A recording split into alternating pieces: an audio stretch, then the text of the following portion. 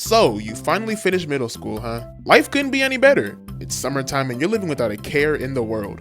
You feel like you're ready for your transition into high school, and after those 104 days of summer vacation, you get dropped into hell. Yeah, it kinda sucks, I'm gonna be honest. Let's get into it.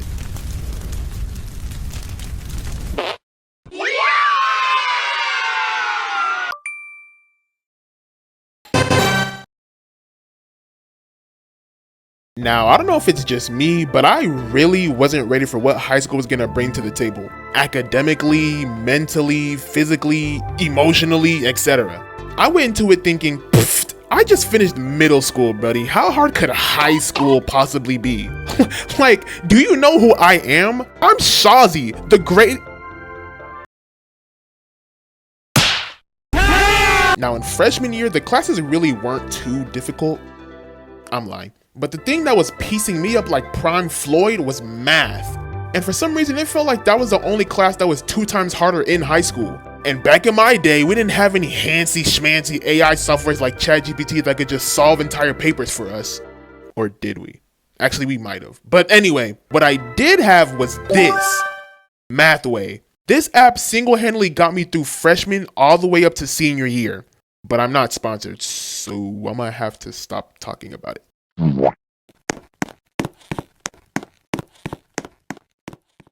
Not only was I 100% a bonehead, but bro, my high school was like weird and ghetto.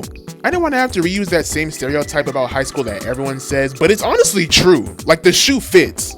I was hoping it'd be an upgrade from middle school, but it was quite literally the exact same, if not worse. There's nothing but loud and annoying seniors and ratchet girls, kids smoking in the bathrooms, teachers and counselors doing the absolute most for the littlest, furries. I beg your pardon? Yeah, you heard me. Furries. I had an actual real-life furry in my math class. Imagine the confusion I felt as the introduction I had to my high school journey was me walking into my class and seeing a girl with animal ears, drawn-on whiskers, and a whole fluffy tail sitting at my table. Now hold on, I know that kind of sounds like I'm slick dissing furries in the community, but I'm not. I'm friends with one. Shout out my homie Winter. But I would be lying if I said it didn't catch me off guard.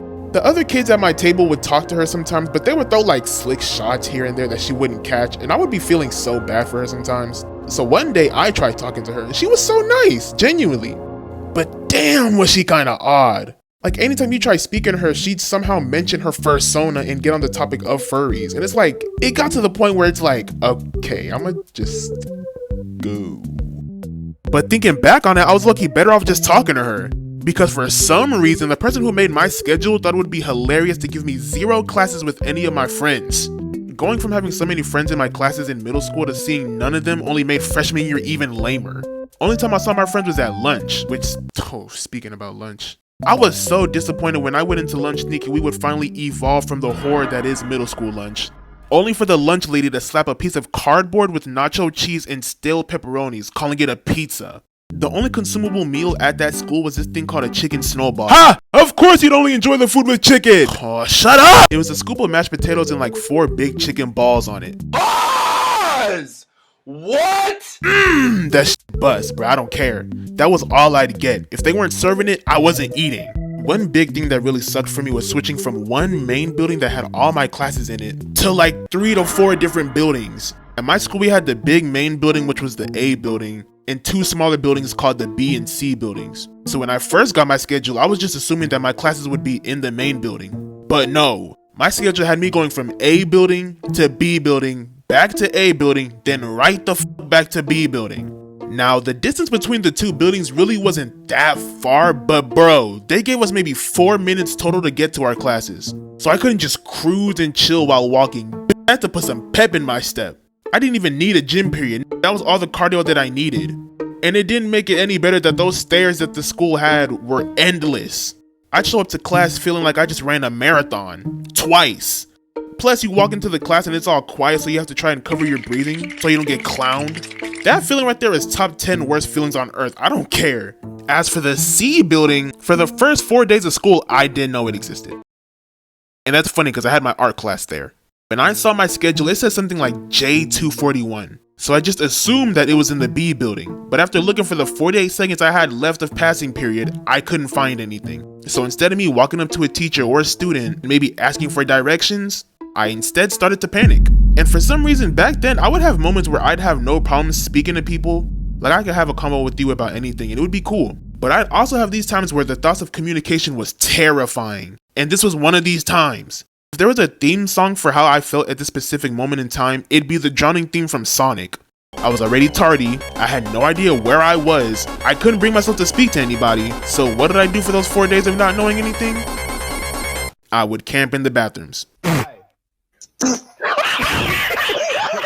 For that first week of freshman year, I spent my 4th period in the bathroom taking in all the disgusting weed clouds, funk, and bacteria that disgusting bathroom contained. What sucked too was I couldn't just leave either because I couldn't drive myself back. I didn't have a car. And if you got caught just walking out of the school area, someone in staff would catch you and destroy you. So I had to just sit there for like an hour and a half on my phone waiting for the day to end so I can get on the bus.